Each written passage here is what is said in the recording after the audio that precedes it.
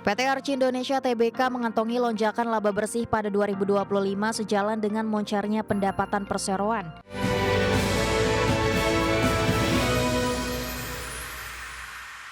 Pemirsa, terima kasih Anda masih bersama kami di Market Pass. PT Arci Indonesia Tbk mengantongi lonjakan laba bersih pada 2025 sejalan dengan moncernya pendapatan perseroan. Ya, perseroan mencatatkan laba bersih sebesar 11,82 juta dolar di tahun 2025 lalu, tumbuh hampir 10 kali lipat dibandingkan dengan raihan laba bersih di tahun sebelumnya. PT Arci Indonesia Tbk mengantongi lonjakan laba bersih pada 2025 sejalan dengan moncernya pendapatan perseroan. Berdasarkan laporan keuangan per 31 Desember 2025, perseroan membukukan pendapatan dari kontrak dengan pelanggan sebesar 496,23 juta dolar Amerika Serikat. Capaian itu lebih tinggi 72,53% year on year dari pendapatan di tahun sebelumnya. Di tengah lonjakan pendapatan, beban pokok penjualan hanya tumbuh tipis dari 227,09 juta dolar Amerika Serikat pada 2024 menjadi 286,18 juta dolar Amerika Serikat pada 2025. Pada saat yang sama, perseroan mencatat beban penjualan 476.634 dolar, beban umum dan administrasi 11,81 juta dolar, beban operasi lain 1,88 juta dolar, serta beban pajak penghasilan 63,42 juta dolar Amerika Serikat. Moncernya top line emiten tambang emas itu berimbas positif terhadap profitabilitas perusahaan. Pada 2025, perseroan mencatat laba periode berjalan yang diatribusikan kepada pemilik entitas induk atau laba bersih sebesar 101,82 juta dolar Amerika Serikat. Capaian tersebut melonjak 873,71% year on year dari laba bersih senilai 10,45 juta dolar Amerika Serikat pada 2024 atau tumbuh hampir 10 kali lipat. Berbagai sumber IDX Channel. Emiten perkebunan kelapa sawit PT Cisadane Sawit Raya Tbk menyiapkan rencana akuisisi lahan perkebunan baru sebagai strategi pengembangan bisnis perseroan pada tahun 2026. Ya, dalam keterangan resmi, manajemen perseroan menilai peluang pertumbuhan emiten perkebunan kelapa sawit pada tahun ini cenderung terbuka. Meski rencana penerapan B50 ditunda pada tahun ini, serapan energi berbasis CPO dinilai masih tinggi dengan mandatori B40 menjadi jangkar permintaan. Mengutip laporan Outlook Industri Kelapa Sawit kuartal 1 2026, manajemen menilai bahwa penyerapan produk hasil kelapa sawit tidak hanya mengandalkan pasar ekspor, tetapi telah didominasi oleh pasar dalam negeri. Sementara itu, Direktur Keuangan dan Pengembangan Strategis PT Cisadane Sawit Raya Tbk, Seman Senjaya, mengatakan bahwa perseroan berupaya untuk memaksimalkan peluang yang ada untuk mempercepat aksi ekspansi perusahaan baik secara organik maupun investasi strategis. Ia pun menyebut saat ini perseroan tengah membidik lahan anyar di Kabupaten Musi, Banyuasin, Sumatera Selatan yang berdekatan dengan area perkebunan yang telah dimiliki perseroan melalui entitas usaha PT Daya Agro Lestari.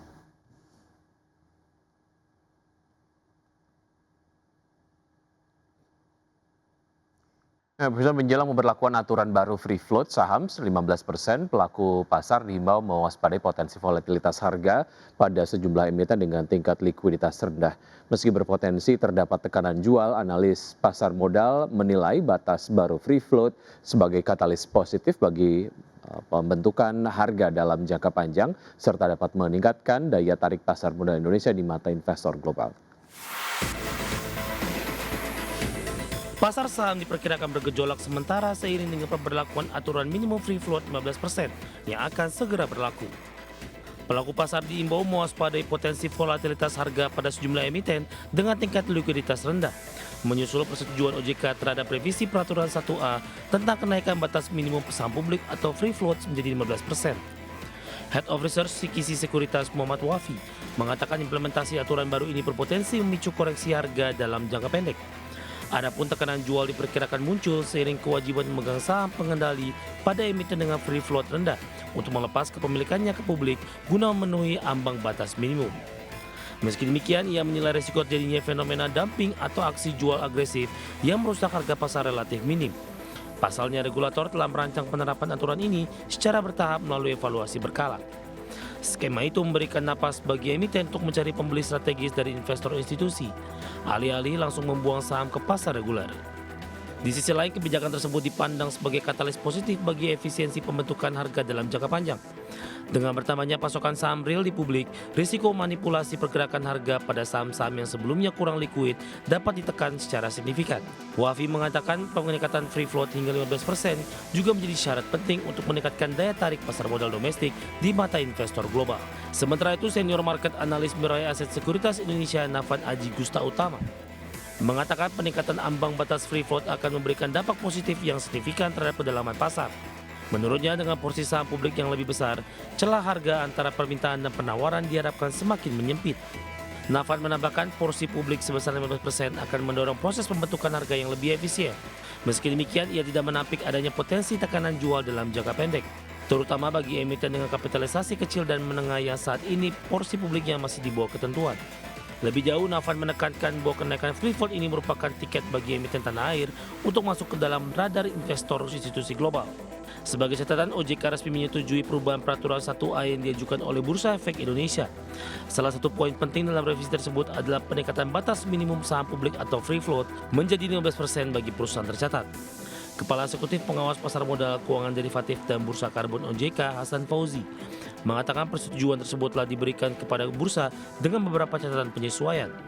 Hasan menyatakan regulasi baru tersebut targetkan akan efektif berlaku sebelum akhir Maret 2026. Meski di saat yang sama ia menegaskan bahwa pemenuhan ambang batas 15% tidak akan dilakukan secara mendadak, melainkan melalui tahapan terukur. Tidak bagi sumber untuk ADS Channel.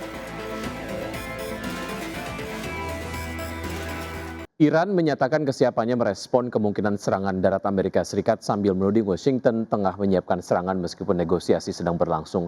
Pernyataan ini muncul di tengah upaya pencarian solusi untuk menghentikan konflik antara Amerika Serikat, Israel, dan Iran yang telah menimbulkan banyak korban jiwa dan mengganggu pasokan energi global.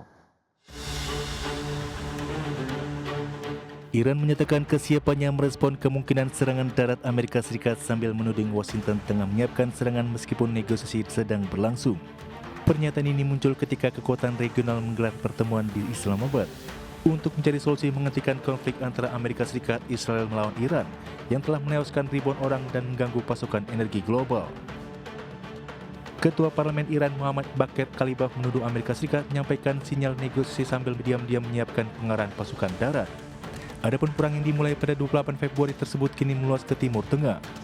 Kelompok Houthi yang didukung Iran di Yaman melancarkan serangan pertama mereka ke Israel pada Sabtu, meningkatkan risiko terhadap jalur pelayaran global yang sebelumnya telah terganggu akibat hampir tertutupnya Selat Hormuz, jalur bagi sekitar 20% pasokan minyak dan gas cair dunia. Sementara itu, Washington diketahui telah mengarahkan ribuan marinir ke Timur Tengah dengan kelompok pertama tiba pada Jumat menggunakan kapal serbu amfibi. Laporan menyebut Pentagon menyiapkan operasi darat di Iran, termasuk kemungkinan serangan oleh pasukan operasi khusus dan infanteri konvensional. Namun keputusan final apakah Presiden Donald Trump akan menyetujui pengerahan pasukan darat masih belum jelas. Berbagi sumber untuk ID Action. Harga minyak naik pada perdagangan di hari Jumat dan mencatatkan kenaikan mingguan mencerminkan keraguan pasar terhadap prospek gencatan senjata dalam perang Iran yang telah berlangsung selama sebulan. Kontrak berjangka Brent naik 4,2% ke level $112,57 per barrel, sedangkan kontrak berjangka West Texas Intermediate naik 5,5% ke posisi $99,64 per barrel. Harga Brent telah melonjak 53% sejak 27 Februari, sehari sebelum Amerika Serikat dan Israel melancarkan serangan terhadap Iran, sementara WTI telah naik 45% sejak saat itu.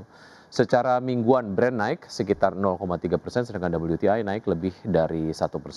Pelaku pasar bersikap hati-hati terhadap pernyataan Donald Trump mengenai pembicaraan dengan Iran. Seorang pejabat Iran mengatakan kepada Reuters bahwa proposal Amerika Serikat yang disiapkan ke Teheran melalui Pakistan bersifat sepihak dan tidak adil. Sementara Trump memperpanjang tenggat waktu bagi Iran untuk membuka kembali Selat Hormuz untuk menghadapi penghancuran infrastruktur energinya.